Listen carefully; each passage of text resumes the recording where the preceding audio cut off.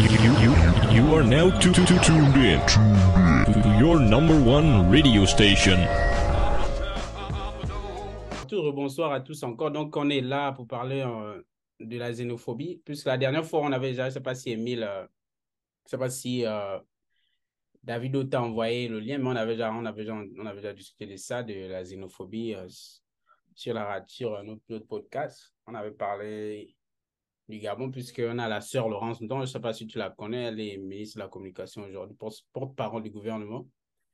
Donc, elle était résistante, je crois, quand Ping s'est présenté aux élections, elle était résistante en France.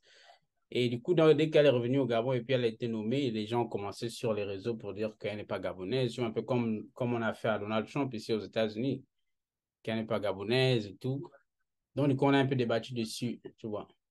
On débattait pour savoir est-ce qu'il y a vraiment des Gabonais au Gabon, parce qu'on sait que nous tous, on revient de quelque part. Parce que moi, par exemple, j'ai rencontré des Congolais hier, des Congolais de Brazzaville. Ils sont aussi pour nous, tu vois, comme moi. Tu vois, on est vraiment pour nous. Et puis là-bas, il me dit que lui, son père, il est pour nous et sa mère, elle est Vili. Donc, tu vois. Et puis moi, je le savais déjà. Moi, je savais déjà que nous, moi, je suis pas un autochtone gabonais, tu vois. On a quitté le Congo et on s'est installé au Gabon. Donc, c'est un peu ça le sujet de ce soir, quoi. On parle même, c'est de parler de la xénophobie. Et aussi des clashs sur les réseaux en ce moment entre le Cameroun et le Gabon. C'est que ce sont des pays frères, mais on sait qu'aujourd'hui, les réseaux prennent un peu la tête des gens. Donc, les gens ne savent pas vraiment se situer quoi, dans le débat, tu vois, sur la xénophobie. Donc, c'est un peu ça le sujet. Donc, on va aborder la xénophobie. La xénophobie, vous pouvez étendre le sujet, mais on va plus s'attarder sur les Africains entre Africains. Tu vois. Donc, c'est un peu ça. Donc, on va dire sur ma liste ici, j'ai Monsieur le ministre en premier. Donc, Monsieur le ministre, à vous la parole. Oui, avant de commencer, j'aimerais quand même, parce que je ne suis pas sur TikTok, euh, je sais que Kombela, c'est quelqu'un qui est très présent un peu partout. Il sait ce qui se dit un peu partout. Qu'est-ce qui s'est, depuis un moment, j'entends, il y a des clashs sur TikTok. Il y a des clashs sur TikTok. J'aimerais un peu savoir, avant qu'on ne commence, qu'est-ce qui est dit là-bas? Qu'est-ce que les gens Vas-y, disent? Emile, vas-y. Qu'est-ce Yeah, que les bon, gens j'ai quelque chose là que j'aimerais qu'on écoute vraiment d'une sœur, je l'appelle sœur parce qu'elle est juste qui est sur les rails, c'est une sœur, qu'on écoute ses propos. Il y a aussi un frangin, je pense qu'il est du côté de l'Europe de la France, j'aime pas prononcer son nom, qui vraiment, il professes beaucoup de la haine en fait. J'aime pas prononcer son nom, mais je pense qu'on est d'accord, on se comprend sur qui est le personnage sur Ouais. TikTok. Il a une petite communauté qui rassemble souvent dans ces choses-là. Mais écoutons la sœur. Et là, j'avais, bref, je vous laisse écouter et puis on va en parler. Le Gabon, nous sommes des xénophobes. Le Gabon, tout ce qui est mauvais égale à Gabonais. Je ne sais pas pourquoi vos frères sont en train de croupir dans notre pays, en train d'envahir notre marché comme des fourmis manières. Vous faites quoi chez nous? Vous faites quoi chez nous? Les gars, la Camerounais. C'est le Gabon, c'est notre pays. Mais dégagez de chez nous. Dégagez de chez nous. Vous faites quoi ici? Vous faites au Gabon, en fait. Je ne comprends pas un peu. Si on mauvais gars, Gabon, nous sommes au Gabon, quoi? Si nous, on décide d'arrêter de prendre les tomates avec vous, vous allez les bousser. C'est l'argent du Gabon qui développe votre pourri de pays-là. C'est ça seulement que la terre. Vous venez parler avec les Gabonais. Les Gabonais sont les dieux des Camerounais. Le Gabon, c'est le dieu des Camerounais. Vous devez nous vénérer. Vous devez nous remercier d'accepter comme ma boule frère chez nous. Ils sont passés dans les cellules là-bas. Venez chercher vos groupes de frères, des moutons et sans-papiers. C'est pas chez nous. Dégagez de chez nous. Camerounais qui est orgueilleux, qui dit qu'il a de la valeur, qui respecte son drapeau, tranquillement, avec tout ce qui se passe dans le live là. Il est orgueilleux, il prend tranquillement ses bagages, il dégage ici là. Dis-moi le Gabonais qui est venu au Cameroun en nageant. Quel est le Gabonais qui est venu au Cameroun, il n'a pas les papiers. Dis-moi le Gabonais qui est venu au Cameroun, il a pris la nationalité camerounaise. Moi, le Gabonais qui est au Cameroun là-bas, il reste dans la nationalité camerounaise, il se réveille en sursaut, il brise même ça. Ça demande que les Camerounais, ça c'est une lettre de ma poule, genre. Vous cherchez quoi chez nous? Vous cherchez quoi chez nous? Vous cherchez quoi chez nous? Le Gabon est petit. Si on vous donne seulement une province du Gabon, arrange tout le Cameroun. Une province seulement. Vous allez parler au Gabonais. Ça va. Bon, j'espère que tu as bien Elle est compris. fâchée. Oui, oui, elle est remontée. Donc, je te laisse. C'est un peu dans cette trajectoire que les gens ont l'habitude d'intervenir sur TikTok. Ok. Euh, déjà, elle a l'air hystérique. On peut déjà, rien que par le ton de sa voix, j'espère quand même que la majorité des gens, que les gens qui suivent ce genre de choses sur TikTok ou bien ailleurs, peuvent quand même reconnaître que ça ne représente pas toute la population gabonaise. Ça, c'est une fille qui est frustrée, quelqu'un qui est frustré, et on va trouver ça partout. La réalité aujourd'hui, c'est que, on a commencé à parler de ça tout à l'heure, il n'y a plus d'autochtones à 100%. Ça n'existe plus. Dans nos familles, dans nos amis, dans les gens avec qui on a grandi, on a les gens qui viennent d'ailleurs. Nous-mêmes, nous vivons dans le pays des autres. On a des Gabonais qui vivent au Cameroun. On a des Gabonais, et j'étais même surpris, le président de la transition allait en Centrafrique hier. Il a eu une communauté de Gabonais vivant en Centrafrique qui est là, qui l'a reçu. Communauté gabonaise vivant en Guinée équatoriale, où il allait voir Théodore Obiangema. Les gens sont partout. Les Gabonais sont à l'extérieur. Les autres communautés des autres pays sont dans notre pays. On vit dans un monde aujourd'hui où les gens ne restent pas. Il n'y a pas un pays où il n'y a que 100% d'habitants originaires de ce pays. Ça n'existe plus. Les mouvements humains, c'est partout. Donc, il y aura toujours, soit entre guillemets, un étranger chez toi. Ça, c'est quelque chose qui est inévitable. Donc, ce langage-là, j'espère que les gens, quand ils écoutent ça sur TikTok, ne pensent pas que vraiment les Gabonais, ça, c'est la mentalité de la population gabonaise. C'est comme ça qu'ils pensent. Comme on disait la dernière fois, on a commencé ce débat. On a un pays, on a un pays qui a reçu les gens après la traite négrière, les bateaux, les gens ont été libérés à Libre. C'est pour ça qu'on appelle notre capitale Libreville. Les gens sont venus de partout dans la sous-région et ils n'ont pas quitté cet endroit. Et on te parle de génération. Ce n'est pas il y a 10 ans, 20 ans, depuis la traite négrière, donc c'est des centaines d'années. Donc on a une population cosmopolite. Ça a toujours été la marque déposée de notre pays. Et jusqu'au jour d'aujourd'hui, moi je me rappelle quand j'allais aux vacances, moi quand je vais au village, même au village, dans le quartier, nous on a un quartier, dans mon village, c'est seulement ma famille. Il n'y a pas d'autres personnes. Tous ceux qui habitent mon quartier, je suis dans mon bled, c'est seulement les gens de ma famille. Mais au milieu, il y avait des dames, des familles sénégalaises, maliennes, qui vivaient au milieu de notre quartier qui est soi-disant familial. Elles faisaient leur commerce, elles faisaient le commerce au marché, elles faisaient les trucs de gâteaux. Elles habitaient là en plein milieu du quartier. Et je n'ai jamais, quand j'étais petit, je n'ai jamais entendu qu'il y a eu un problème avec ces familles-là. Elles ont fait des enfants et c'est des générations. Mais ils ont gardé leur mode de vie ouest-africain, leur habillement, leur culture. Ils ont gardé ça là tout en étant toute la bienvenue dans un pays qui n'est pas le leur. Et ça a toujours été comme ça et c'est un peu comme ça partout dans le Gabon. J'espère que les gens qui regardent les TikTok ne pensent pas que ce genre de... Parce que moi, ça me fait honte d'écouter un truc comme ça d'une Gabonaise. Sans vous mentir, ça me fait honte d'écouter une Gabonaise dire de telles choses, que si vous n'êtes pas content, partez chez vous. C'est où chez vous? Ils sont chez eux. Hein? Je condamne fermement ce genre de message et j'espère que les gens qui écoutent ça ne vont pas conclure que tous les Gabonais pensent de cette manière. C'est ce que je voulais dire pour commencer. En tout cas, merci, monsieur le ministre, pour votre intervention.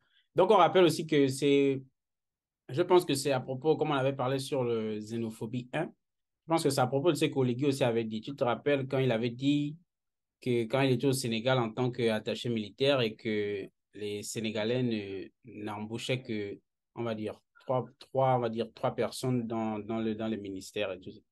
les Gabonais ont mal perçu le message du président de la transition. C'est pas ce qui voulait dire que maintenant que le Gabon, comment ça, redresser les institutions, on va maintenant au marché, maintenant les Gabonais seront devant et puis il faut mettre, c'est pas les étrangers derrière ou bien les étrangers ne vont plus exercer leur métier. C'est pas ce que le président a dit, comme on a parlé, comme tu avais dit, tu avais intervenu sur le truc.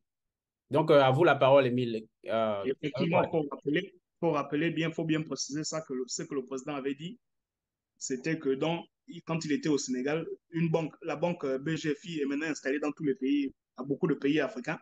Ouais. Ils viennent d'ouvrir une branche au Sénégal, mais malgré le fait qu'ils aient ouvert une branche au Sénégal, quand il était là-bas, il a vu que dans les employés de la BGFI Sénégal, la loi sénégalaise dit 80% des employés d'une entreprise doivent être des autochtones. 80%, ça c'est la loi du travail du Sénégal. Même si la banque est gabonaise, elle s'installe dans un pays, elle doit suivre les lois du travail du pays où elle va. Et c'est ce que le président avait dit. Nous aussi, on peut faire des choses comme ça. On peut favoriser les locaux. On peut favoriser les locaux dans l'emploi.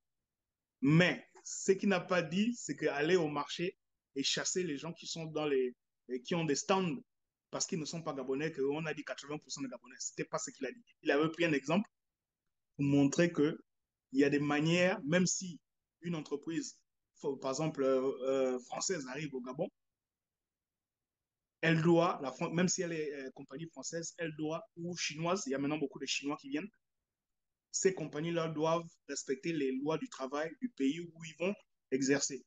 C'était ça, en fait, l'exemple qu'il avait pris et c'est ce qu'il voulait illustrer. Mais les gens ont un peu mal interprété ça et c'est maintenant une histoire que c'est maintenant 80% des Gabonais, 20% des étrangers. C'est pas exactement ce qu'il avait dit. Ouais, vas-y, Emile, à toi la parole.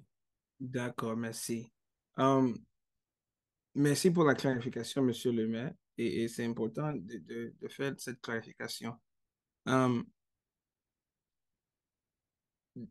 L'initiative de nationaliser l'économie, parce que c'est de ça qu'il s'agit, de nationaliser l'économie en elle-même, est une bonne initiative, c'est à saluer. C'est à saluer. Mais il faut se poser la question, quand on parle de nationalisation d'une économie, de quoi s'agit-il? Je vais commencer par cette question. Si je vous demande à chacun qui est présent sur le live, qui sont les détenteurs de l'économie du Gabon? La main sur le cœur, aucun de vous va dire les Camerounais. Nous sommes clairs dessus. Selon ce qu'on a écouté de la sœur, elle dit, vous, les Camerounais viennent au Gabon pour gagner leur pain, pour se débrouiller. De même avec les Maliens, les Sénégalais, les Nigériens, je les ai rencontrés tous. Il y a même les Indiens. Je les ai rencontrés quand j'étais à Libreville. Jusqu'à Mindoubé, ceux qui connaissent Mindoubé, après le Carrefour Kanté, là, après l'école publique, là, vers la poubelle, là. J'ai trouvé les Indiens là-bas. Indiens de India. So, rentrons dans la question. L'honnêteté intellectuelle demande qu'on la réponde avec sincérité, avec transparence. Si je dis qui s'est accaparé de l'économie du Gabon, c'est pour ça que j'ai dit au début, le Gabon est riche, mais les Gabonais sont pauvres. Pourquoi est-ce que c'est le cas? Qui se sont accaparés de l'économie du Gabon? Quand on veut nationaliser une économie, je ne suis pas économiste, je ne donne pas la prétention de l'être. Je suis juste un scholar qui pose les questions, qui analyse. Pourquoi est-ce que nous avons cette montée vis-à-vis les étrangers? Si nous sommes conscients que ces étrangers viennent pour gagner leur pain, c'est-à-dire qu'ils ont les petits stands dans les marchés, comme j'ai vu à Petit Paris ou à Montbouette, ils font les gâteaux, je ne sais pas quoi, ils vendent dans les petites écoles primaires. Si on veut nationaliser l'économie, c'est par cela qu'on va nationaliser l'économie en mettant les Gabonais dans les petites places là, je sais pas, les boutiquiers. Il faut plus de boutiquiers gabonais pour nationaliser l'économie du Gabon. Nous pouvons répondre avec la main sur le cœur que ce n'est pas vrai, c'est un faux débat. Si on veut nationaliser l'économie d'un pays, on se demande pourquoi est-ce qu'il n'est pas nationalisé? Et s'il n'est pas nationalisé, en fait, à qui est détenteur de cette économie? Je ne veux pas commencer à citer les nations, la France ou les Lebanese, ou même encore les Chinois tout récemment, mais nous savons unanimously les réponses. Je viens de les donner. Si nous sommes conscients dans nos cœurs, avec toute sincérité, que les étrangers, les voisins guinéens, camerounais, tchadiens, sénégalais, maliens, whatever, ne sont pas les détenteurs de l'économie du Gabon, et on parle de la nationalisation de l'économie du Gabon, c'est-à-dire mettre les Gabonais en avant, qui nous incite à aller vers ceux qui viennent au Gabon pour gagner leur pain. Nous savons que ça, en fait, c'est une partie de l'économie, mais il y a certains secteurs, quand on veut nationaliser une économie, qu'on dit, avec toute l'humilité, ce secteur-là, c'est pour les nationaux. Je prends un exemple en Éthiopie. Le secteur de la banque est uniquement interdit aux étrangers. Le secteur de real estate en Éthiopie, interdit aux étrangers. Aussi, je pense, le secteur de l'assurance. Il y a certains secteurs qu'on dit ici, sont les nationalistes qui vont faire uniquement. Beaucoup de manifestations, il y a beaucoup de gens qui manifestent une haine, qui professent la haine envers les étrangers. Je prends le cas du Cameroun parce que c'est ce que je comprends beaucoup plus.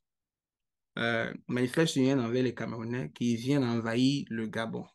Bon, en faisant, et ils sont accaparés de nos choses, notre économie. Je mets entre guillemets. Je prends l'exemple des Nigériens. Les Nigériens sont partout dans le monde entier. Il y a les Nigériens au Gabon, nous le savons, nous tous connaissons un Nigérien au Gabon qui coiffeur ou je ne sais pas quoi. Ils sont présents au Cameroun. Je suis sûr qu'ils sont présents en Guinée équatoriale. Au Cameroun, je maîtrise les chiffres, ils sont 5 millions de Nigériens qui vivent au Cameroun. Dans ces 5 millions de Nigériens qui vivent au Cameroun, il y a les Nigériens qui font dans le secteur informel ou le secteur formel. Il y a les Nigériens qui sont dans le vol, le trafic de drogue et tout ça. Mais il y a aussi les Nigériens qui sont docteurs, qui sont les grands businessmen au Cameroun. Mais, même chose pour les Camerounais qui vivent au Nigeria. Il y a peut-être aussi les Gabonais qui vivent au Nigeria. Le Nigérien ne va pas se lever pour dire, bon, les Camerounais qui vendent au marché dans mon boîte, sortez de notre pays et tout. Parce que vraiment vous occupez et nous voulons nationaliser notre économie. La question que je me pose en tant que scholar, c'est qui nous incite à aller vers ce débat? Que la nationalisation de notre économie, la nationalisation de l'économie du Gabon passe par chasser les étrangers qui occupent les petits espaces ou ceux qui viennent gagner leur gagne-pain au Gabon. Il faut qu'on se pose les bonnes questions. Et moi, je me dis que c'est fait à dessein, ce n'est pas un hasard, qu'on veut nous orienter vers ça, qu'on veut orienter la population vers cela. Votre problème, c'est les Camerounais qui envahissent le marché. Votre problème, c'est les Camerounais qui vendent. Votre problème, c'est ceci. Mais pourquoi on ne se pose pas qui est ministre de tel? Qui contrôle le secteur du bois au Gabon? I don't know. Qui contrôle le secteur de l'assurance, le secteur de la banque? Si on veut nationaliser l'économie, voilà les secteurs qu'il faut nationaliser afin que les devises ne sortent plus. C'est comme ça qu'on crée la richesse. Si tu contrôles, par exemple, le secteur banquier, on dit que c'est les Gabonais qui vont contrôler la banque. Moi, j'étais au Cameroun en 2000, last year. J'ai vu BGFE Bank. Moi, je ne savais même pas que c'était gabonaise. Il y en a.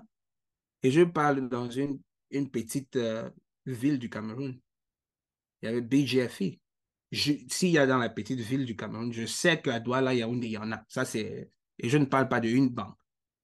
J'ai vu BGFE au Cameroun sans savoir que c'était une banque gabonaise. Je n'avais aucune idée qu'elle était gabonaise. Mais elle est présente au Cameroun. C'est la libération de l'économie. Ça peut... un pays peut avancer par le laisser-faire. C'est-à-dire que tu laisses, tu encourages que les investisseurs étrangers viennent, mais contrôler au sens où un peu comme le Sénégal, on a donné l'exemple du Sénégal. Monsieur, vraiment, on veut que vous veniez investir, mais au moins sur le domaine des emplois, employer les locaux. On peut procéder par cette procédure parce que même quand 80% du personnel ce sont les nationaux. Vous importez toujours les devises parce que la banque, c'est pas la banque du Gabon. BGFI, même s'il y a 100% des Camerounais dans leur banque qui est implantée au Cameroun, les bénéfices rentrent au Gabon. Disons-nous les vérités. Maintenant, il y a des secteurs clés qu'on réserve aux nationaux, un peu comme le Nigeria a fait pour commencer à créer beaucoup de milliardaires. Obasanjo avait pris l'initiative parce qu'il a pris conscience que non, en fait, comment nous faisons que sortir les devises? Nous devons créer une richesse nationale qui vont supporter l'économie. Si tu regardes la vision du Cameroun, qui est leur voisin, un peu comme avec le Gabon, le Cameroun a nationalisé certains secteurs. Les banques au Cameroun, il y a Afriland First Bank, qui est camerounaise, et c'est un peu partout dans l'Afrique.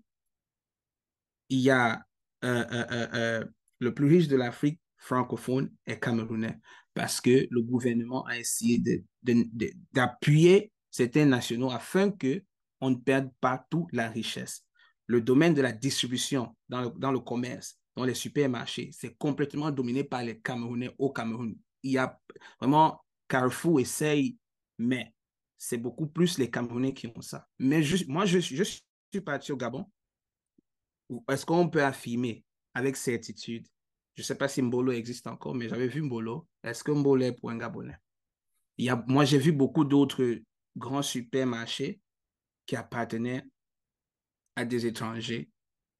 Les choses qu'on ne donne pas aux étrangers. Je vais vous raconter une anecdote. Je suis à IAI et il y a l'Indien dont je vous ai dit qui habitait à Mindoubé. Je l'ai rencontré, il était propriétaire d'un supermarché et il employait les Gabonais. Il a commencé à insulter un de ses employés, calling him a nigger et tout. Excusez le thème. Je l'ai pris de côté, j'ai dit, look, brother, you don't know me, I don't know you. Je suis noir, je suis africain. Si tu continues à traiter mon frère de la sorte, le monsieur ne me connaissait pas, je ne connais même pas son nom, mais j'ai dit, si tu continues à le traiter de la sorte à ma présence, on va prendre des mesures très drastiques. Tu ne pourras même pas rentrer chez toi. Je l'ai dit calmement et clair. J'amène cette anecdote parce que ce genre de comportement, si nous, on veut être sincère avec nous-mêmes, on fait le deux poids, deux mesures, c'est-à-dire qu'on voit comment les Indiens, les Lebanese, traitent nos frères. On tourne le dos à cela pour se retourner vers les Sénégalais qui vendent devant les marchés, qui ont les petits places à Montboîte, et dit que c'est par là que la nationalisation de l'économie se passe. Je me dis que ce n'est pas le hasard. Je connais beaucoup de Gabonais. La plupart sont des intellectuels qui réfléchissent très bien. Et les discours comme la sœur vient de professer là, je vois, c'est beaucoup prévalent sur les femmes. Je ne vois pas ça trop sur les hommes. Il y a certains hommes, comme par exemple celui qui est égaré du côté de la France là, il est allé jusqu'à dire dans un live que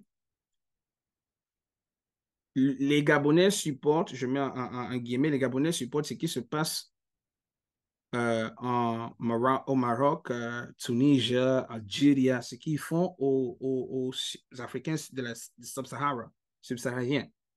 Ils continuent à le faire aux Camerounais, les Ivoiriens, continuent à les mater comme ça. Bref, par ces propos, tu peux déterminer sa capacité intellectuelle et ça ne vaut pas la peine vraiment d'en parler. Mais je dis juste que les discours pareils ont tendance à amasser, à prendre de l'ampleur, surtout quand il y a des weak-minded, les mentalités qui sont les mentalités faibles. Ça prend beaucoup de l'ampleur. Donc, pour ne pas être très long, je dis que la montée de ces sentiments anti-camerounais, maliens ou je ne sais pas qui d'autre au Gabon n'est pas une erreur. C'est fait à dessein parce qu'on veut nous détourner de se poser les vraies questions. Qui sont les détenteurs de l'économie du Gabon et comment faire pour arriver à ce qu'on la nationalise afin de garder nos richesses au Gabon. C'est ça la question. Je m'arrête là. Ouais. Merci pour ton intervention, Émile. Monsieur Fréjus, vous êtes toujours là? Ce que je voudrais dire, c'est que, en fait, j'ai l'impression que nous partons dans tous les sens. On parle de la xénophobie, quoi, en général, ou bien on parle de la xénophobie particulièrement sur le cas du Gabon. Parce Vous que pouvez j'ai étendre dessus, l'impression que... ça à vous la parole. Parce que moi, j'ai l'impression que... On est sur le cas du Gabon, oui. On est particulièrement sur le cas du Gabon. OK. La toute première question qu'on doit se poser, c'est est-ce que les Gabonais sont xénophobes? C'est d'abord la toute première question qu'on doit se poser. À mon avis, je ne pense pas. Je ne pense pas que nous sommes des xénophobes. Pourquoi? C'est parce que nous tous, nous sommes nés au Gabon. On a grandi au Gabon. Comme Cédric l'a dit tout à l'heure, malgré le fait qu'ils avaient tout un quartier qui appartenait à une famille, il y avait quand même des étrangers qui étaient à l'intérieur de ce quartier-là. Maliens, Sénégalais, Congolais, je ne sais pas trop. Si le Gabon était un pays xénophobe, on ne devrait pas avoir plus de 90% des taximans au Gabon sont des étrangers. Plus de 90% des pompistes au Gabon sont des étrangers. Plus de, je peux dire quoi, 95% même des vendeurs au marché sont des étrangers.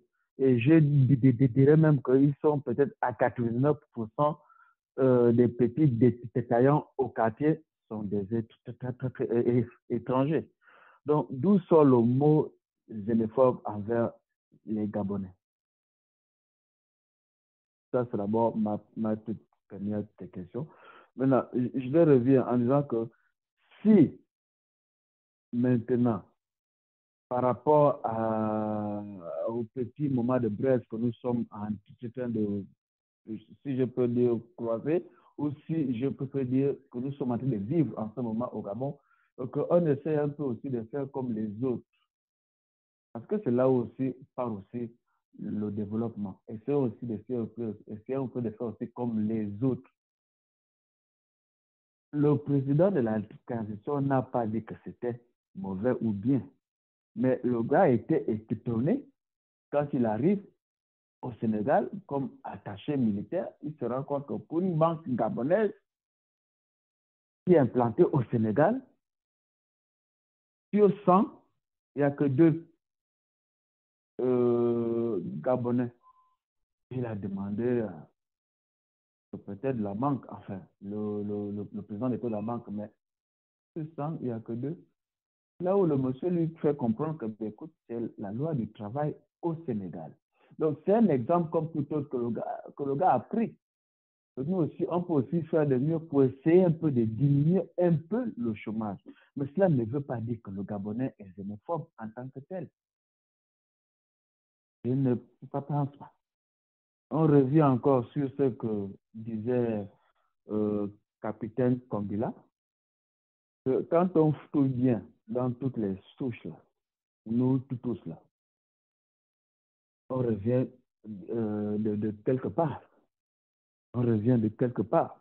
Il y a d'autres qui vont dire, bon, ils sont de la frontière du Congo, d'autres vont te dire, ils sont peut-être de la frontière du Cameroun, ainsi de suite, ainsi de suite. Oui. Donc, en réalité, je ne pense pas que le Gabonais est xénophobe. Ça n'existe pas. Nous avons nos lois, nous avons nos coutumes, nous avons... le Gabonais est celui qui aime accueillir les étrangers. Nous, on a toujours vécu avec les étrangers. Et on a toujours eu ce petit mot-là. Le mot-là, enfin, moi, je ne sais pas. Je n'ai jamais connu même le mot qu'on appelle « va m'acheter le pain chez le détaillant ». Chez moi, ça n'existait pas. Tout le monde dit souvent, quand on veut aller acheter le pain, on dit souvent, va prendre le pain chez le Malien. Nous connaissons la signification du Malien en tant que tel. Pourquoi? Parce que nous sommes habitués avec eux. On a toujours vécu avec eux. Ce n'est pas parce que dans une administration, il y a eu, je ne sais pas moi, un petit pourcentage de 0,00, je ne sais pas combien, qui ont fait un peu de désordre dans l'administration gabonaise que nous avons versé du sel à tout le monde. Alors, les étrangers ont été toujours la bienvenue au Gabon. Et le Gabonais a toujours bien cohabité avec les étrangers. Donc, je ne vois pas normalement d'où sort le terme xénophobe envers les Gabonais. La seule chose, je dis bien, je le répète, la seule chose que je déplore au Gabon, c'est la loi sur la nationalité des étrangers au Gabon. Tout étranger qui naît au Gabon, remarquez ça bien, je pense même que la Guinée équatoriale est déjà presque à 1 million et quelques d'habitants. Hein. Nous, Gabonais, nous sommes encore 1,5 million ou bien 2 et quelques. Pourquoi? Ce n'est pas parce qu'il n'y a pas la population au Gabon, non. Si on compte le nombre des habitants qui vivent dans le pays même, on est peut-être à 5. Hein. On doit être peut-être à 5 millions ou bien peut-être à 4, entre 4 ou 5 millions qui vivent au Gabon. Mais que dit la loi gabonaise sur la naissance d'un enfant étranger au Gabon? C'est que l'enfant qui naît au Gabon de père et de mère étrangers ne peut obtenir la nationalité que quand il a 21 ans. C'est-à-dire, quand il arrive à l'âge de 18 ans, il fait la demande. C'est-à-dire, il fait maintenant la demande de la nationalité. Il peut être né au Gabon, hein, mais il n'est pas gabonais. Il fait la demande de la nationalité. C'est maintenant arrivé maintenant à ses 21 ans qu'on octroie la nationalité. Et même là même, il y a encore des critères à remplir. C'est le seul obstacle. Comme on peut dire, les Gabonais sont un peu durs avec leur nationalité. Oui, mais vivre communément au Gabon, je ne pense pas qu'il y a un problème. On ne peut pas parler de la xénophobie au Gabon. Chaque pays a ses lois. Chaque pays a ses règles. Je vais de prendre un exemple tout à l'heure sur le Sénégal. Il dit 20%, maximum. D'autres pays disent peut-être 10%, d'autres disent peut-être 5%. Bon, le Gabon, je ne sais pas si on avait des quotas sur ça. Je ne pense pas.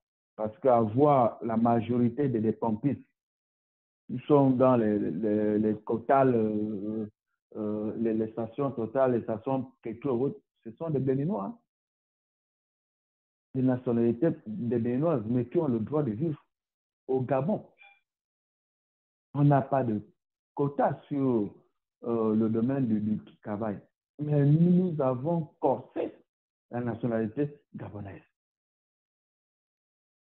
Bon, c'est vrai qu'il y a la corruption, on dit ça maintenant de là, d'ici, par là, et tout ça, avec un petit 1 million, on te donne le passeport.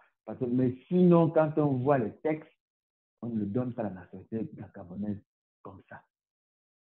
C'est impossible. Le Gabon est parmi les pays les plus durs à acquérir sa nationalité. Je n'ai fini pour le moment. Merci beaucoup, monsieur Fréjus, pour votre intervention depuis Delaware. Monsieur Owen Mezu, à vous la parole pour tout ce qui se dit sur le studio de la Mienguiste. Qu'avez-vous à répondre? Ben, c'est toujours un plaisir d'être parmi les frères, d'être avec la famille. Et merci pour l'intervention d'Émile. C'était assez, j'allais dire, je veux dire très bien. Et l'intervention de Monsieur Fayon, très enrichissant. Mais je pense qu'ici, on va tous aller dans le même sens. On va tous aller dans le même sens. Pourquoi? Parce que déjà, on est doté d'esprit de bon sens. La xénophobie, en fait, le mot xénophobie, je pense que les gens ont fait, quand il s'agit des Gabonais, les gens ont fait, ils ont peut-être confondu entre xénophilie. Parce que le Gabonais, j'allais dire même l'Africain en général est xénophile. l'Africain, de par nos mœurs, de par nos coutumes, on est accueillant, on aime être avec les autres. Vous comprenez? Et le sujet et l'audio que Émile nous a fait écouter tout à l'heure, on peut bien constater que la fille, la dame qui parlait, sans vouloir être avec tout le respect, en fait, elle était frustrée, je ne sais pas de quoi, et elle s'est mise à parler, vous connaissez les femmes, parler vraiment dans l'amalgame. Parce que ce qu'elle disait là, vraiment, c'était vraiment la boue. C'était vraiment la boue. Et le Gabon a toujours vécu avec des étrangers, on a toujours vécu avec. C'est même pas, en fait. Pour moi, je ne pense pas qu'on devrait en discuter, mais par contre, on devait réprimander ceux-là qui essayent un peu de faire passer le mot sur Internet, Facebook, genre faire passer ce genre de propos là, dire que ah, les Gabonais sont xénophobes et tout ça. Moi, je pense pas que ça devrait être un débat. Et justement, tout ce qu'on devait faire, c'est réprimander ceux-là qui passent ce genre de messages. Parce que la xénophobie, on a bien vu l'exemple de la xénophobie, c'est en Afrique du Sud. Mais depuis qu'on a vu quelque chose de ce genre au Gabon, que ce soit au Cameroun, Sénégal, Mali et tout le reste, je pense pas, à ma connaissance, non. Donc, je pense que voilà, c'est vraiment pas un débat. C'est pas un débat, c'est pas un sujet. C'est juste de réprimander ceux-là qui font passer ce genre de propos, ce genre de messages sur les réseaux, surtout Facebook, TikTok et tout le reste. Heureusement que moi, j'ai pas TikTok. Moi, je comprends souvent pourquoi on coupe Internet et tout ça. C'est à cause un peu, à cause de tout ça. À un moment donné, Internet est une arme à feu, hein, et très destructive quand elle veut. C'est quelque chose qui a donné la parole aux idiots, comme disait Charles Barkley. Maintenant, tous les idiots pensent qu'ils ont une plateforme parce que... Voilà, et ça prend, et comme Émile a dit tout à l'heure, Et les faibles, genre les weak-minded, ils prennent ça et ils paillent ça partout, et voilà, ça devient. c'est euh, aussi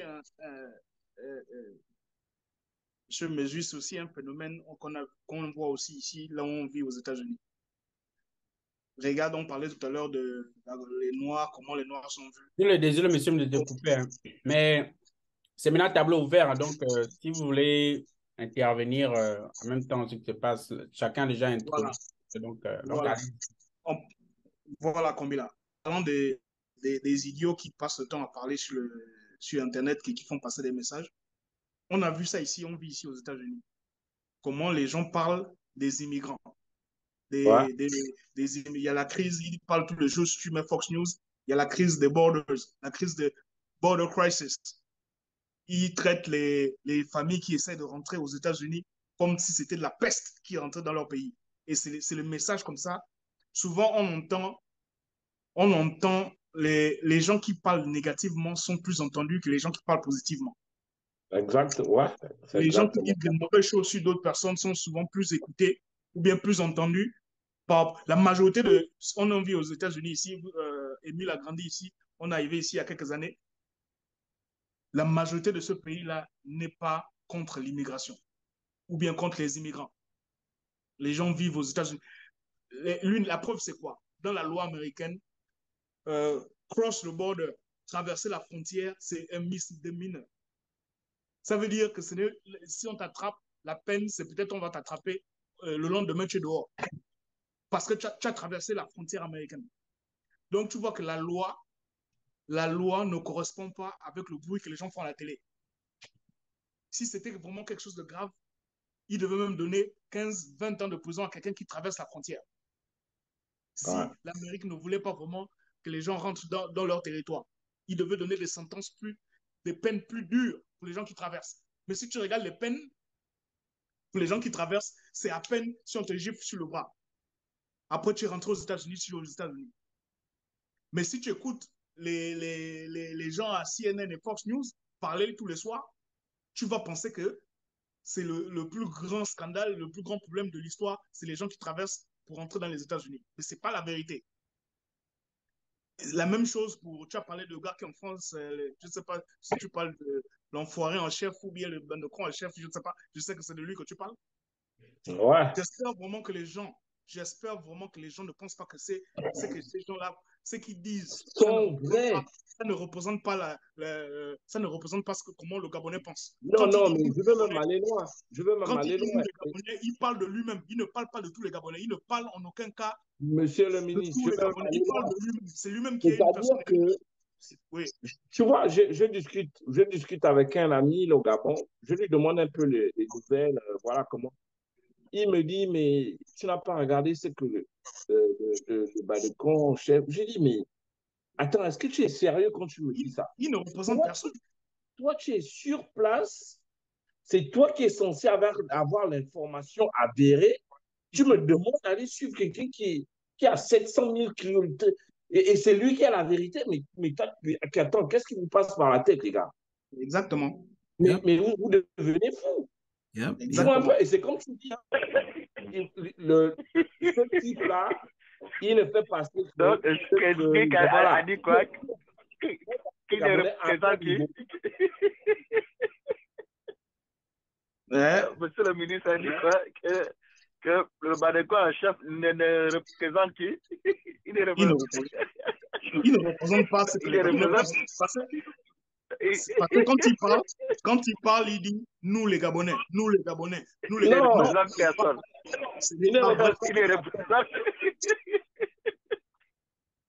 C'est l'enfoiré en chef. Moi, j'appelle l'enfoiré en chef. Non, non, mais c'est effectivement ça, n'est-ce pas? Moi, je suis conscient parce que j'ai bien dit que le sentiment, la manifestation de cette haine véhémente, vehement, haine envers les étrangers au Gabon, je ne le rencontre pas trop sur les hommes. C'est plus les femmes que je vois qui ont ce discours et puis l'enfoiré en chef en question. Et ce qui est intéressant, c'est ce que tu as dit, monsieur le maire, c'est que quand il y a manifestation de la haine,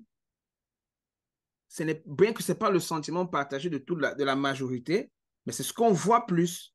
Ouais. Et c'est pour ça qu'il est important que les débats comme on est en train d'avoir en ce moment aient place. Il faut cela. Parce qu'il y a une quote qui dit ce qui dérange dans l'injustice, ce n'est pas l'acte de l'injustice, mais c'est le silence des gens de bonne moralité face à cette injustice. Ouais. C'est profond. Le problème n'est pas qu'il y a cette petite minorité qui refuse de réfléchir, mais c'est plus grave si ceux qui sont conscients restent silencieux. Raison pour laquelle il faut qu'on ait les débats de la sorte. Et je voulais aussi dire aux frères qui est à Delaware que la présence... Frégis, il s'appelle Frégis. Frégis? Oui. Frégis, la présence des étrangers, des autres nationalités, n'est pas indicative de l'absence d'un sentiment anti-étranger. Il faut faire attention parce que nous sommes aux États-Unis, mais c'est une nation inherently racist. Elle est raciste systemically. Mais il y a la présence des étrangers, mais vraiment, il y a beaucoup d'étrangers aux États-Unis, mais c'est une nation conceptualisée par des pères fondateurs racistes à la base. Ouais. Donc, la présence des étrangers dans un territoire n'est pas indicative de l'absence du sentiment anti-étranger. Fais attention. Bon, je ne dirais pas que les pères, les pères fondateurs étaient des racistes. Non, je dirais plutôt des suprémacistes. Okay. C'est ça.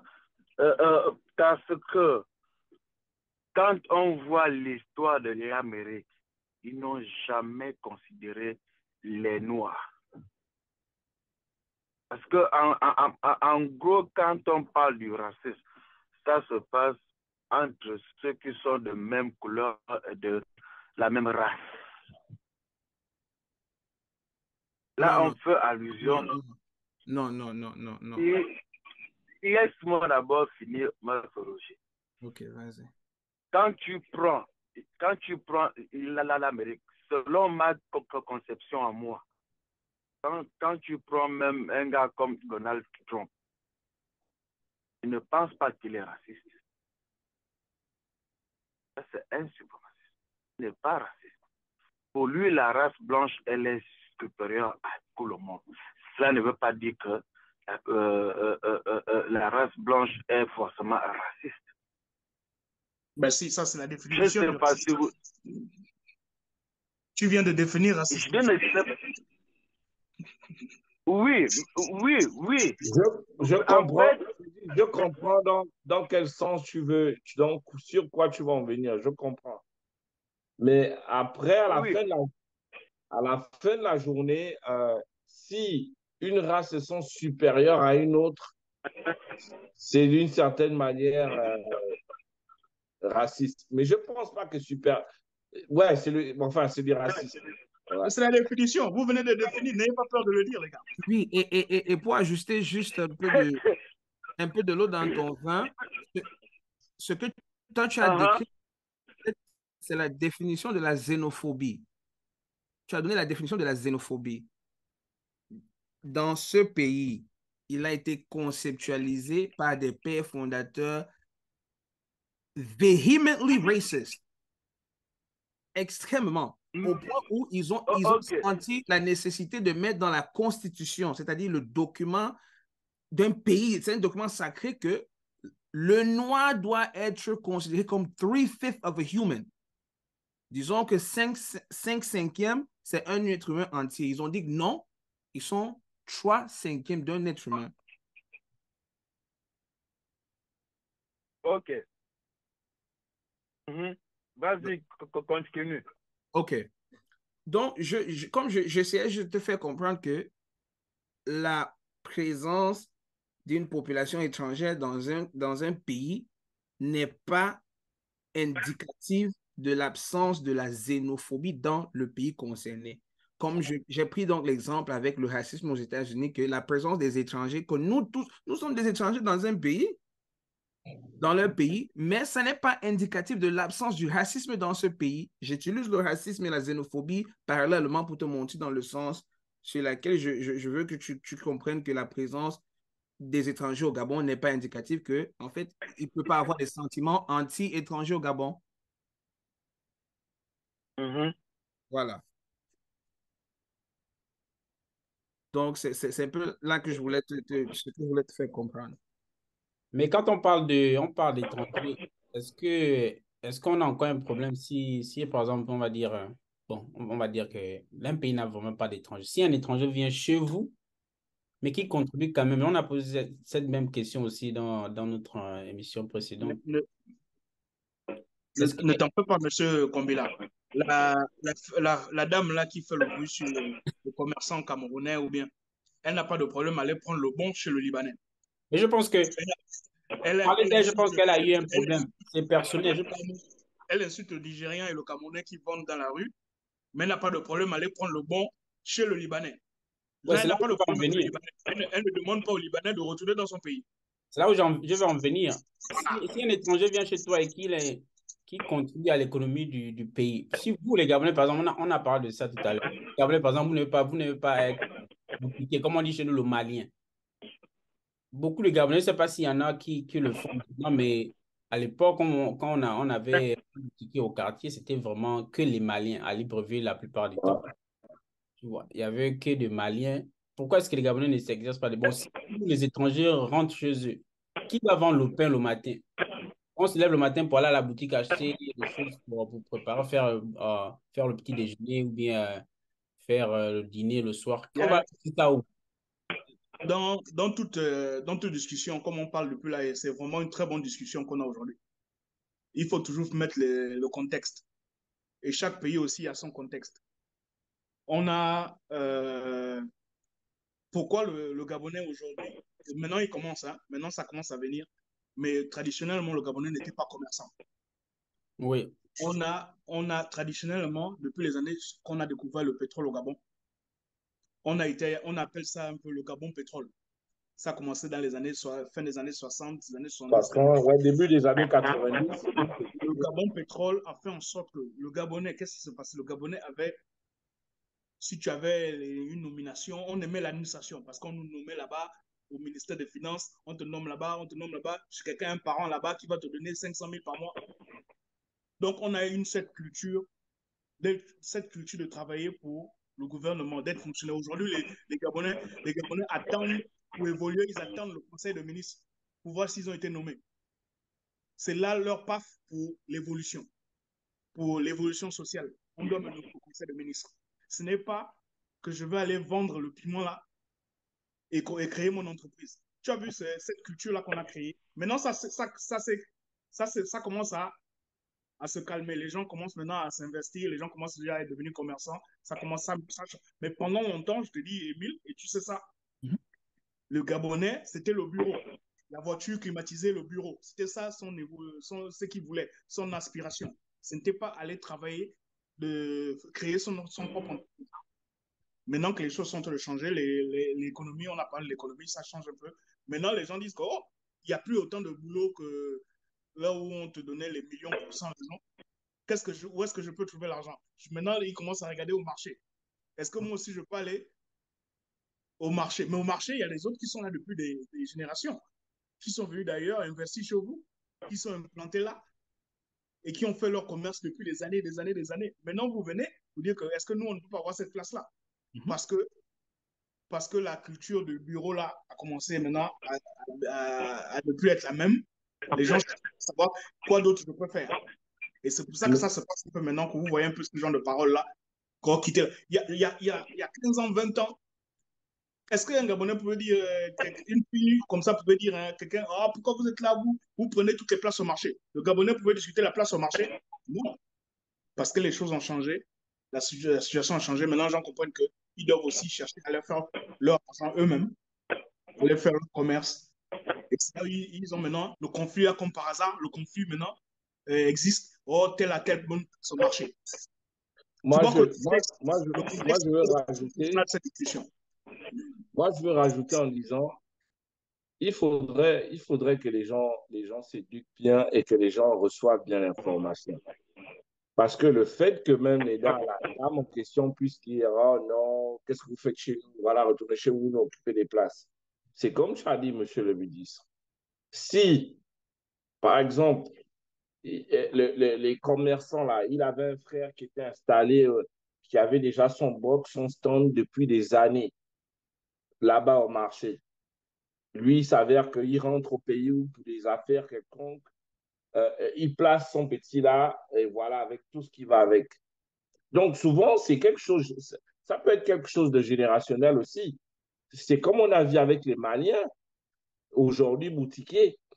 À un moment, on a vu Aruna était là, après Aruna a disparu, Aruna a amené son petit frère, et ainsi de suite. Donc, et que la dame là même puisse déjà venir se prononcer sur, mais ça n'a rien à y voir. On parle c'est comme Émile disait, l'économie du pays, c'est pas seulement le marché, les petits revendeurs, les petits marchands, les petits stands qui sont là en bordure de rue.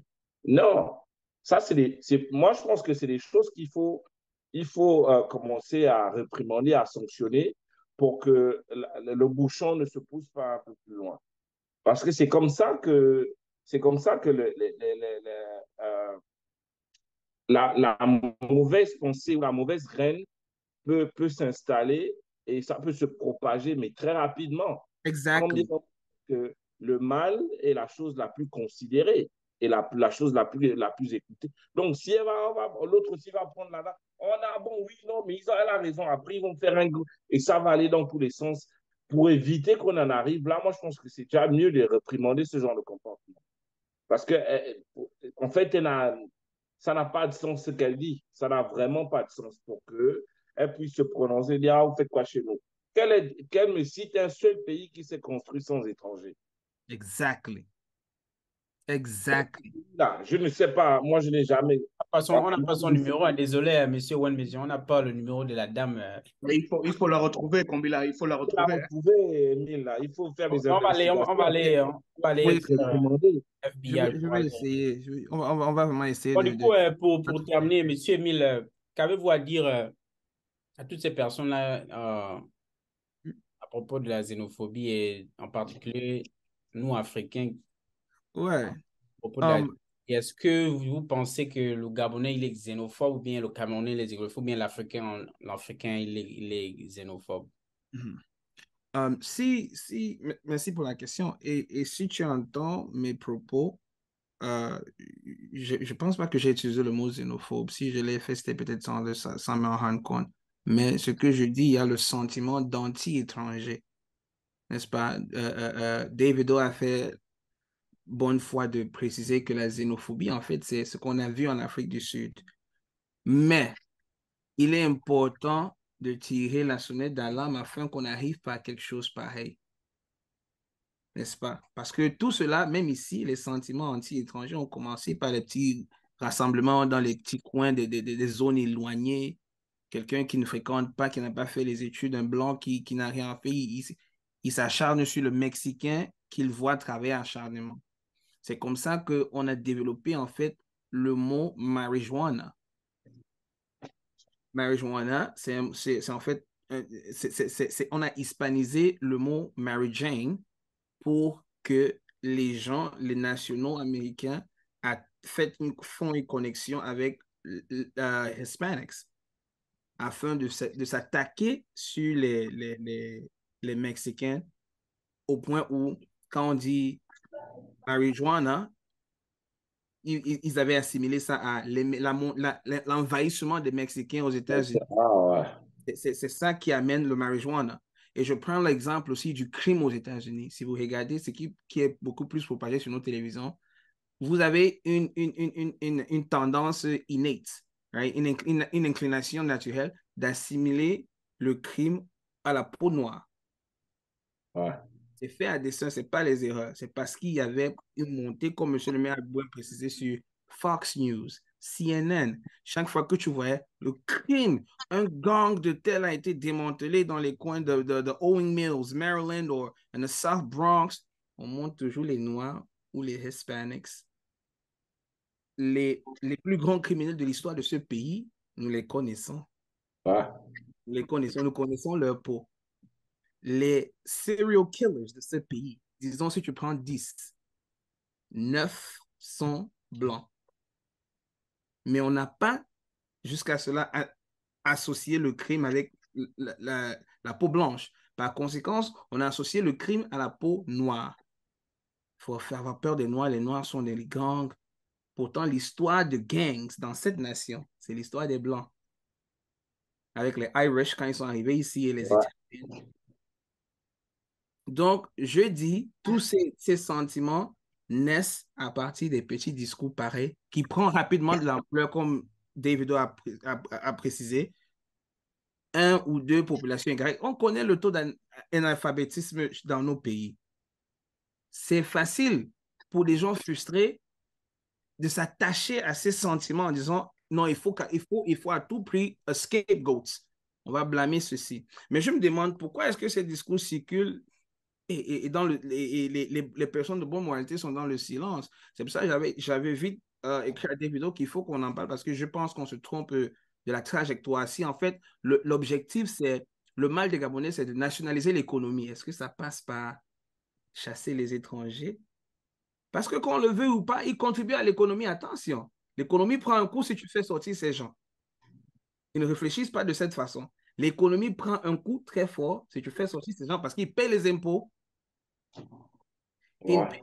Ils payent le droit de terre. Ils payent quelque chose. Ils contribuent à l'économie. Donc, la force d'un pays aussi, c'est l'économie. On peut prendre, par exemple, combien les États-Unis make par an sur l'immigration seulement. Je pense vraiment que l'immigration peut finir dans ce pays un jour. C'est un marché très lucratif. C'est compté dans le budget. On sait qu'on aura tel montant et on fait les projections pour Il l'année n'y a pas seulement l'immigration, il y a aussi des étudiants internationaux. Exact. Le budget des étudiants internationaux aux États-Unis dépasse les 30 milliards. Je dis bien 30 milliards par semestre. Exact. Et on peut 30 milliards par semestre. Et en fait, quand tu prends un étudiant international, un seul étudiant international, c'est même lui qui paie les cours de 20 étudiants américains. Pourquoi? Ouais. Parce que la majorité des étudiants américains, là, ils ont quoi? Ils ont le financial aid. Nous tous, nous savons que le financial aid revient d'où? C'est par le gouvernement fédéral ou bien le gouvernement de l'État. Maintenant, lui, quand tu viens avec ses sous, un étudiant américain va payer peut-être 5 000 $ le semestre. Lui, quand il vient, il paye 15 000 ou 20 000. Mais les 5 000 $ le semestre, là, et là dedans, c'est la moitié ou bien même, je peux même dire que peut-être les 3/4 sont payés par le gouvernement fédéral. Et le C'est reste, là, l'arnaque. c'est lui qui paye. Ouais. C'est Non, l'arnaque. Donc, mais bien sûr. Et chaque année, ça augmente de 2 et quelques %. donc, oui, on peut en citer beaucoup plus d'exemples d'où les étrangers Voilà. contribuent à l'économie d'un pays. Donc, il est nécessaire que les gens de bonne volonté, de bonne moralité prennent le dessus sur la minorité parce que je sais que l'enfoiré en chef, comme M. le maire l'a dit, n'est pas représentatif des sentiments des Gabonais. Ouais. Il n'est pas représentatif des sentiments des Gabonais. Mais son mouvement peut prendre l'ampleur de part de la faiblesse mentale Ouais. de cette petite. Et comme tu l'as bien précisé au début, le mal, on a tendance à voir plus le mal que du bien. Ça prend plus l'ampleur que du bien. Et c'est encore beaucoup pire si, face à cette injustice, ceux qui sont de bonne moralité restent silencieux.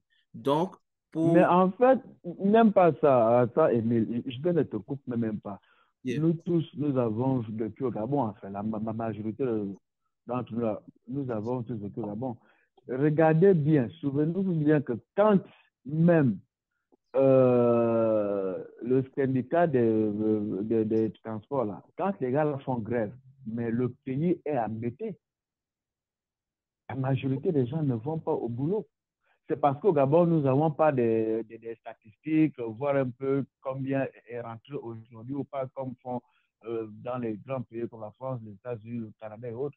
Mais à chaque fois que ces taximans font grève, mais nous avons sérieusement des problèmes. Le problème, moi, les gens L'économie ne marche pas. Les gens ne vont pas au boulot, les gars sont embêtés. Donc, c'est pour revenir pour dire que le frangin Émile a raison quand il dit que les étrangers font aussi partie de ceux qui participent pour l'économie d'un pays. Ouais. Et tu as aussi le Gabon. Ouais. Ouais. Voilà, donc si les discours pareils, celui en chef là, Oh, l'enfoiré en chef. l'enfoiré en chef, c'est pas le genre, il n'est pas, oui, il n'est pas dans cette trajectoire de l'éveil de la conscience du Gabonais. Il veut propager la haine afin de tromper, de nous faire se tromper de combat. Je disais que si on veut nationaliser l'économie, c'est une très bonne chose, c'est à encourager. Mais ne soyons pas aveugles en se disant que non, l'économie du pays, c'est sur eux. C'est un secteur qui contribue à l'économie, ça c'est clair. Mais nous connaissons les secteurs qu'il faut s'accaparer, il faut nationaliser pour que l'économie reste au Gabon afin que le Gabon soit riche, mais que les Gabonais soient riches aussi. C'est ça le vrai problème en Afrique. Le problème de l'Afrique, c'est que l'Afrique est riche, les Africains sont pauvres. Donc, Ouais. j'ai pris ça pour véhiculer le même message sur le Gabon. Le Gabon est riche, les Gabonais sont pauvres. Il faut changer la tendance et ça passe, par exemple, sur le secteur économique. Il faut nationaliser certains secteurs de l'économie. Et comme je l'ai dit avant, si je vous pose la question, les qui se sont accaparés de l'économie du Gabon, vous n'allez pas me dire les Camerounais, ce n'est pas les Nigériens, ce n'est pas les Maliens. On les connaît tous. On les connaît. Vous avez la main sur le cœur, vous allez me donner les pays qu'on connaît qui contrôlent l'économie du Gabon. Il faut Ah, changer. les Libanais, c'est les Libanais là. Il faut changer cela. Mais tu n'entends pas les discours xénophobes envers les discours de manifestes de la haine envers les Libanais. Pourquoi? Il faut se poser les questions. Que c'est pas le hasard. Les discours qui se trouvent comme ça sur le net, ça prend plus de popularité. Tout ça, c'est pas le hasard. Surtout sur le net. Hein. Surtout Ah, sur le net. c'est pas le hasard du tout. C'est pas le hasard. Allez-y, monsieur One Mesure, pour la même question. Hein. Votre mot de fin par rapport à ce qui s'est dit sur. Ben écoute, Émile a déjà illustré vraiment, il a illustré beaucoup de choses. Il a en un mot tout dit, mais juste rajouter quelques petits trucs. En fait, la chose que nous sommes en train de faire là en ce moment, c'est déjà une chose très louable, c'est pas à négliger. Et il faudrait que chacun d'entre nous, de la manière aussi qu'il puisse réagir, mais sensibiliser dans le sens là. Dans le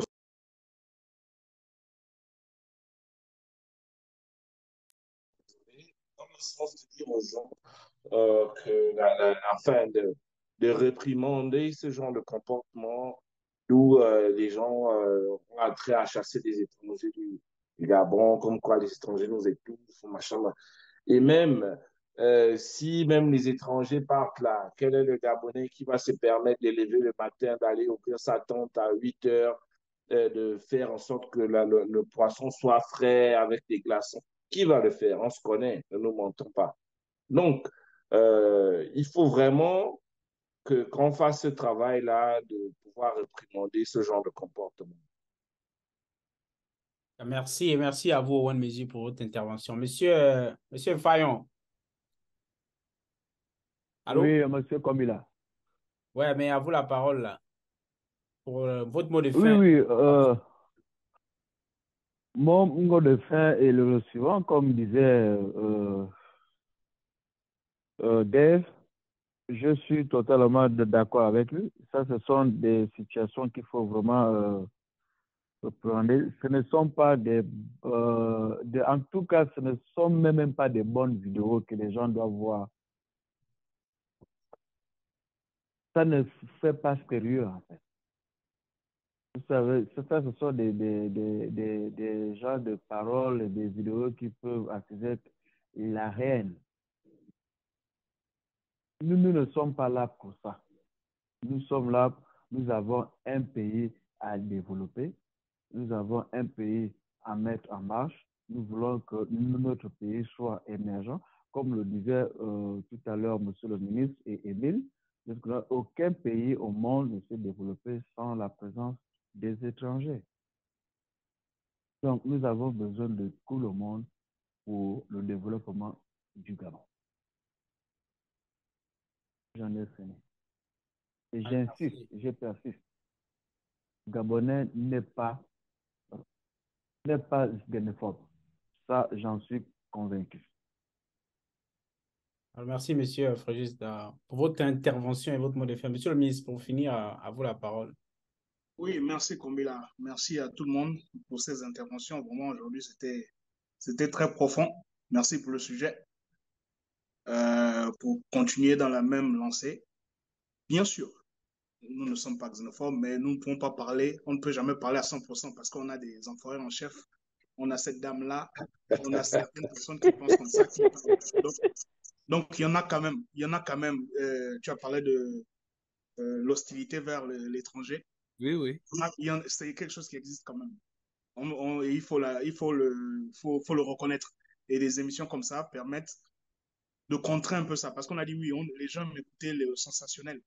Moi, je pense que Bandecon en chef, Foran en chef, ils aiment les trucs pour les likes, c'est ça, non? Les likes, Yeah, quand exactly. on likes leurs vidéos, C'est Robert, je ne connais pas personnellement, mais les petits temps que j'ai, le petit peu que j'ai écouté, tu ressens la haine, une haine, tu sens ça dès que tu l'écoutes même 2 minutes. Mais quand ils sont aussi sur le net, quelquefois aussi, il y a beaucoup qui ils veulent jouer un rôle. Pour avoir les likes, pour avoir les vues, ils veulent toujours être dans le sensationnel. C'est justement ça, en fait. Je ne te coupe pas, monsieur le ministre. Oui, c'est justement la partie-là qui fait en sorte qu'on ne sait pas là où on part, en fait.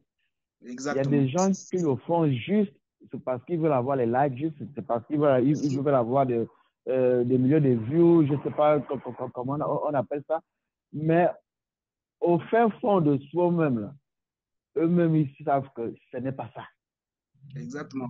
Et voilà, je dis toujours ça. C'est ça la réalité. C'est ce que je dis toujours à David. Il faut vraiment faire très attention à ce que tu vois, les informations que tu reçois sur Internet, Facebook, et, Instagram et TikTok. Quand tu vois des informations vraiment sur ces réseaux-là, il faut vraiment prendre ça avec des pincettes. Quand tu vois des choses dites là-bas, ça ne représente pas. En général, ça ne représente pas le sentiment majoritaire. C'est vrai, il y en a. Il y en a qui pensent comme ça. Il y a des gens qui n'aiment pas vraiment l'étranger. Ça existe. Mais quand on ne vit pas dans on ne vit pas dans l'absolu, il n'y a jamais du 100%. Mais c'est bon que si la majorité, ce sont les decent personnes. Si la majorité du pays, c'est des decent personnes, on a. Si c'est 50-50, c'est pas bon. On doit signer une pétition pour cet enfoiré en chef là. Exactement. Tu vois un peu?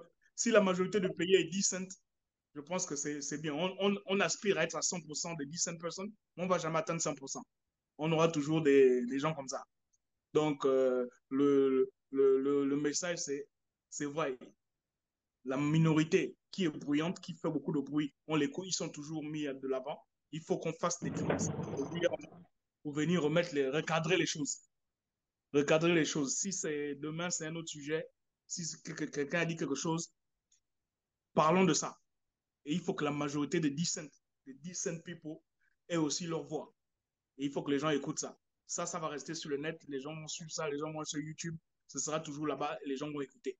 Effectivement. La majorité du pays n'est pas xénophobe. Il y en a qui n'aiment pas les étrangers. Mais la majorité vit tranquillement avec les étrangers tous les jours que Dieu fait, sans problème. Alors, merci encore, monsieur le ministre. Et merci à Émile, merci à Owen Mesure, merci à Fréjus qui était dans le studio de Mingus Radio. Donc, on rappelle que on veut préciser aux gens que la vidéo ou bien l'audio que vous avez écouté au départ, ça ne représente pas les Gabonais. C'est, comme monsieur le ministre vient de le dire, c'est peut-être, il y a des gens, on rappelle, il y a des gens qui pensent comme ça. Pour ça, on peut pas refuser. Mais ça ne représente pas tout le Gabon. Ouais. Le Gabonais n'est pas exempt. Ouais. On a beaucoup d'amis qui sont. Moi, j'ai un ancêtre qui était suisse. Je ne suis pas 100% gabonais. J'ai une lignée en Suisse. Est-ce que tu savais ça, David? Non. Mon arrière-grand-père était de la Croatie. Personne n'est 100%. On a une origine quelque part. Non, mais c'est comme je l'ai dit au départ. Nous, on revient du Congo. Assouche, elle est du Congo. Donc, j'ai toujours dit aux gens que je reviens d'Égypte. On ne me croit pas. Donc, merci à tous encore d'être passés sur la Mingus Radio pour ce sujet. On se retrouve prochainement pour le prochain et les prochains sujets sur la. Sometimes in life, things can come across as rather odd or often peculiar, a little like the way that you decide to tune into other radio stations other than ours.